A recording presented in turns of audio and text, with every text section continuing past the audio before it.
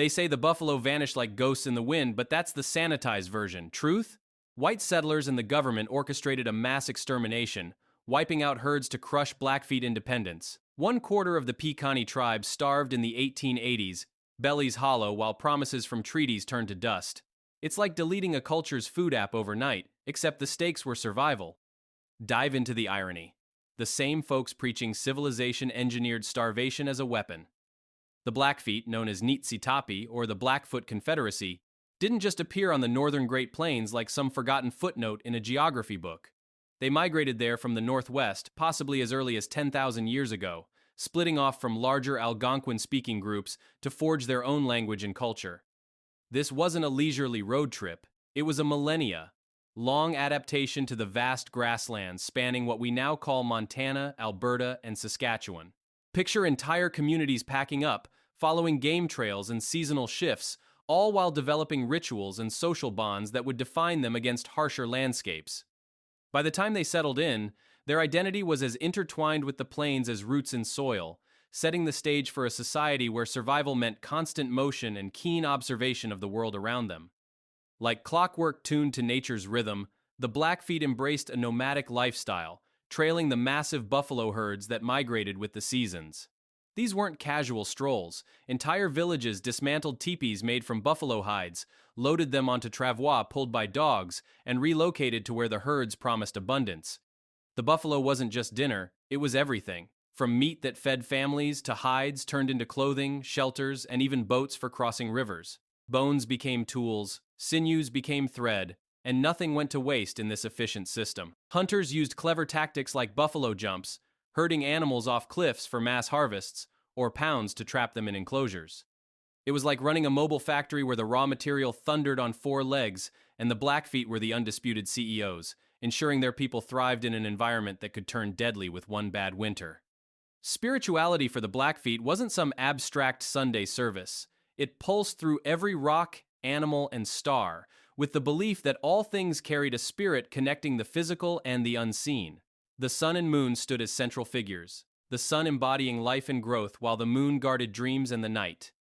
Ceremonies like the sun dance brought communities together in summer gatherings of fasting, dancing, and self-sacrifice, not for show but to seek blessings and renew bonds with the spiritual realm. It was communal therapy wrapped in ritual, where pain offered clarity and unity, strengthened the tribe against uncertainties.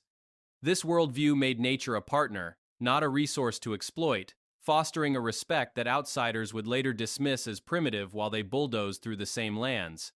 Society among the Blackfeet organized into bands and tribes, including the Siksika, Kainai, and Pequaney, each with its own leaders and territories but united under the Confederacy. Decision-making relied on consensus, with extended families and clans forming the backbone of daily life. Oral traditions kept history alive, passed down through stories told around fires, where elders held court as the keepers of wisdom. No written books, just vivid narratives that taught lessons on survival, morality, and heritage, ensuring knowledge endured across generations. It was like a living database, updated with each telling, where forgetting a detail could mean losing a piece of identity in a world without backups. Conflicts weren't rare on the plains. The Blackfeet clashed with neighbors like the Crow, Shoshone, and Assiniboine over resources, territory, or old grudges. Raiding became an art form, sneaking into enemy camps to steal horses or goods, turning it into a rite of passage for warriors. Figures like White Quiver gained fame for bold horse thefts, boosting status and wealth in a society where bravery equaled currency. These weren't mindless brawls. They were calculated risks in a competitive ecosystem, where winning meant more mobility and power. It kept alliances fluid and skills sharp, a constant reminder that peace was as fragile as a teepee in a storm. By the late 16th century, the Blackfeet's world brushed against outsiders when French fur traders ventured west, followed by British and American explorers sniffing out new routes and riches. Initial meetings sparked curiosity on both sides, with exchanges of goods marking a tentative bridge between cultures. The Blackfeet offered furs and hides, while Europeans dangled metal tools and cloth, turning what started as chance encounters into a budding trade network. But this wasn't a harmonious merger. It was the first crack in a self-sufficient existence where novelty hid the long-term costs of dependency. Think of it as downloading an app that promises convenience, only to realize it's tracking every move and draining the battery. Firearms and horses, introduced through these trades, flipped the power dynamic for the Blackfeet, arming them with tools that amplified their nomadic prowess. Guns made hunts more efficient and battles deadlier, while horses replaced dogs for transport, allowing faster pursuits of buffalo and raids farther afield. Suddenly, warriors could cover ground like never before, turning the tribe into a mobile strike force that intimidated rivals. It was an upgrade from Stone Age tech to something resembling a plains superpower, where a single rifle could tip the scales in a skirmish. The Blackfeet didn't just adapt. They leveraged these imports to expand, blending old ways with new edges in a strategy that paid dividends for decades. At their peak in the early 19th century, the Blackfeet dominated a sprawling territory from Edmonton in Alberta down to the Yellowstone and Glacier areas, even reaching the Black Hills in South Dakota. They pushed weaker tribes aside, extending west to the Rockies and south into Montana, controlling lands from northern Saskatchewan to the Missouri River's headwaters. For a quarter century after 1806, they ranked among the Northwestern Plains' top military forces, their influence a testament to strategic raiding and alliances. This wasn't blind aggression. It was empire, building on horseback, securing resources in a region where borders were drawn by strength rather than ink. Fur traders from Britain, France, and America faced fierce opposition from the Blackfeet, who saw them as invaders poaching on beaver-rich rivers along the Missouri's upper tributaries. The tribe blocked trapping expeditions, viewing these outsiders as threats to their hunting grounds and way of life. It was like gatekeeping a prime fishing spot, but with arrows and ambushes enforcing the rules.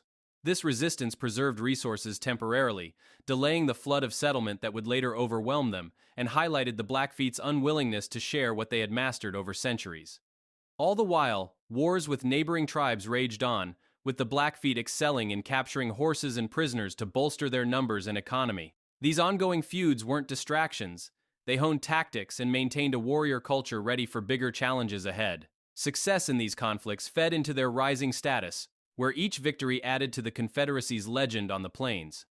It was a cycle of raid and retaliation, keeping the Blackfeet vigilant in an era when complacency could mean erasure. Early in the 1800s, American frontiersmen and explorers pushed westward, crossing paths with the Blackfeet as part of the broader rush to claim the continent.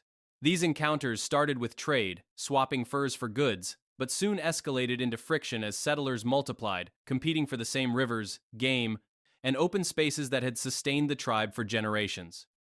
The Blackfeet watched their lands fill with outsiders who viewed the plains not as a shared ecosystem but as a blank canvas for farms and forts, leading to misunderstandings that simmered into outright disputes. It was like inviting a neighbor over for coffee, only to find them redecorating your living room while you were out hunting, turning curiosity into conflict over resources that once seemed endless. To paper over these growing rifts, the United States gathered tribes at Fort Laramie in Wyoming on the 17th of September, 1851, where the Blackfeet and others signed a treaty meant to draw lines on a map and promise safe passage for wagons rolling west.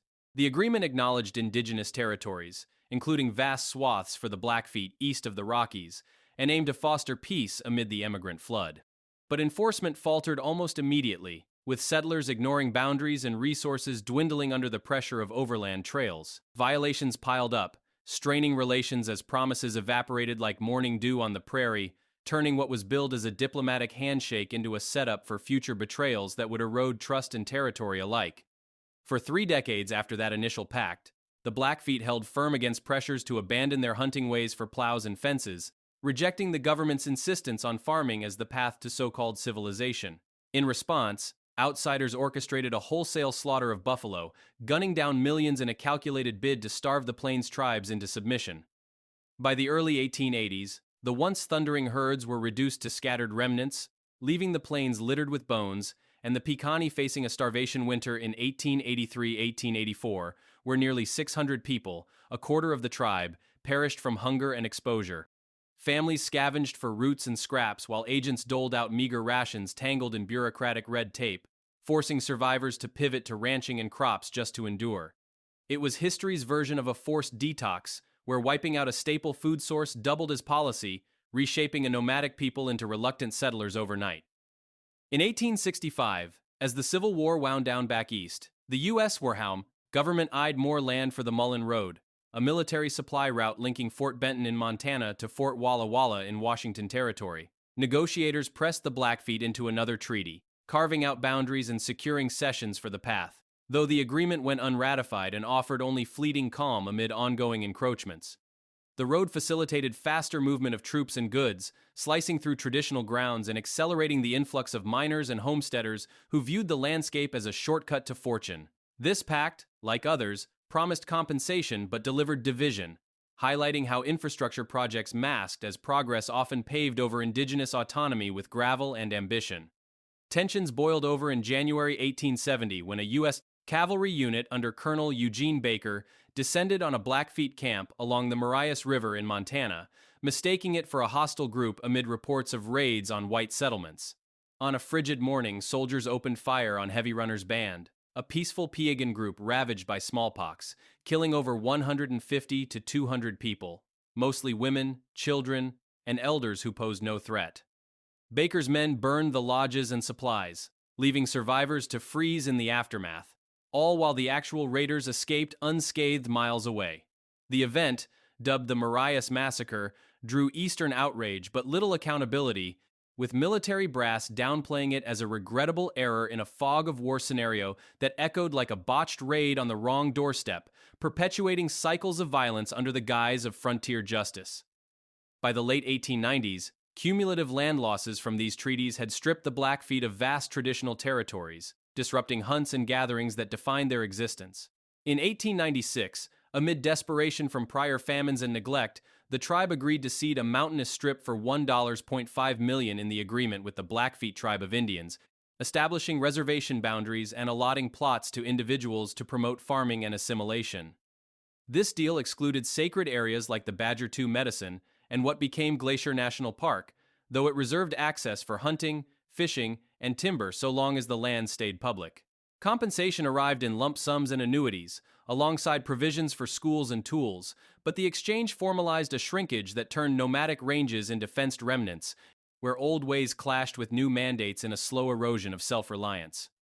Oil seeped into the Blackfeet story in the spring of 1903 when prospectors struck the first commercial well in Swift Current Valley, just west of the reservation within what would become Glacier National Park. Sandy Soames, initially hunting copper, hit petroleum instead, sparking a brief boom that drilled about 10 wells before fizzling by 1907. This discovery drew eyes to tribal lands rich in potential, setting off decades of tension as outsiders eyed leases without regard for cultural ties. It was like finding gold in your backyard, only to have neighbors fence it off, turning a natural curiosity into a resource tug-of-war that threatened to upend sacred grounds. The Blackfeet mounted a fierce defense of the Badger II Medicine area, a 200 square mile sacred expanse along the Rocky Mountain front where rituals and visions had unfolded for centuries. In the early 1980s, the Bureau of Land Management greenlit drilling leases without tribal consultation, igniting protests that led to suspensions in the 1990s and a permanent moratorium on new permits under the Bush administration in 2007. By November 2016, all remaining 15 leases, including those held by Devon Energy, were canceled, and as of 2023, the final holdouts were relinquished through settlements. Recent proposals in 2024 for renewed drilling faced swift opposition, with the tribe pushing draft legislation to designate it a cultural heritage area for permanent protection. This ongoing battle mirrored a high-stakes game of keep-away, where legal maneuvers preserved a spiritual backbone against industrial encroachment. Economic hurdles loomed large on the reservation, isolated in northwestern Montana, where unemployment hovered around 6.1% in early 2025, down from peaks like 23% in recent surveys but still far above state averages. Poverty gripped many, with even employed households scraping by below federal guidelines, compounded by remote location and limited infrastructure. Social instability fed cycles of underinvestment, where high dropout rates and health issues drained potential, turning a resilient community into one wrestling with systemic barriers. It was akin to running a marathon with weights tied to your ankles, where geography and history conspired to keep progress at a crawl despite untapped talent. Revenue streams centered on oil and gas leases, with hundreds of active wells pumping significant income, alongside tourism, drawn to Glacier's edges, and a modest ranching sector focused on beef cattle across family-owned farms. By 2002 figures updated through recent reports, agriculture generated millions from livestock, with smaller ops in bison and crops on irrigated acres, while lumber supported niche industries like a pencil factory in Browning. In 2025, climate-smart practices boosted sustainability, incentivizing low-emission farming to cut greenhouse gases and open new markets. These pillars provided stability, yet opposition to fossil fuels from within the tribe highlighted a tension between economic necessity and environmental stewardship, like balancing a checkbook while debating the morality of the ink. Seasonal work as wildland firefighters offered a lifeline, with around 1,000 Blackfeet, including the elite Chief Mountain Hotshots based in Browning, battling blazes across the West and earning millions in a single year like $2,006.1 million haul. Employment spiked from May to September, demanding endurance in steep terrain and smoke-filled skies, but variability from fire seasons left incomes unpredictable. In 2010, the Blackfeet Tribal Business Council allocated $5.5 million from oil payments for per capita distributions, a new grocery store, and land buybacks to reclaim control. Recent initiatives in renewable energy and food sovereignty continued this push, weaving traditional knowledge with modern economics to foster self-sufficiency in a landscape scarred by past dependencies. The Blackfeet community today stands as a testament to endurance, actively defending their heritage against the slow grind of assimilation that once aimed to erase it. From language revitalization programs in schools to legal battles over land rights, the tribe pushes back with a mix of tradition and tech, like uploading oral stories to apps while filing lawsuits in federal courts. Their advocacy for Montana's Rocky Mountain front isn't just nostalgia. It's a frontline stand against drilling and development that could scar sacred sites where ancestors sought visions.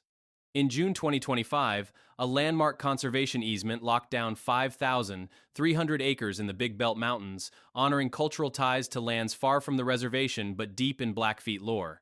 This move, partnered with groups like Prickly Pear Land Trust, blends old stewardship with new legal tools, ensuring places of creation stories remain untouched in an era where progress often means pipelines.